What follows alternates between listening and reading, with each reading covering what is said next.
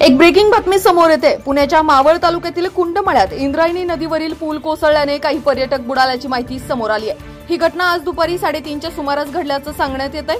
घटनास्थळी Pimpri Chinchwad police आयुक्तालयातील Talegaon Dabhade police दाखल झालेत। कुंडमळा ओलांडण्यासाठी या बाजूवरून दुसऱ्या बाजूला जाण्यासाठी पूल आहे। छोटा सिमेंटचा अरुंद पूल आहे, तो कोसळलाय। रविवार असल्याने मोठ्या संख्येने पर्यटक त्या ठिकाणी उपस्थित होते। काही जण पुलावर उभे राहिले होते तेव्हा हा पूल कोसळल्याने ही दुर्घटना घडली आहे। अद्याप किती बुडाले आहेत हे स्पष्ट होऊ शकलं नाही। अंदाजे 20 ते 25 जण बुडाल्याची प्राथमिक माहिती मिळते। घटनास्थळी अग्निशमन दल, मावळ वन्यजीव रक्षक टीम पोहोचली असून सध्या नदीत बुडालेल्या नागरिकांचा शोध घेण्याचं काम सुरू आहे।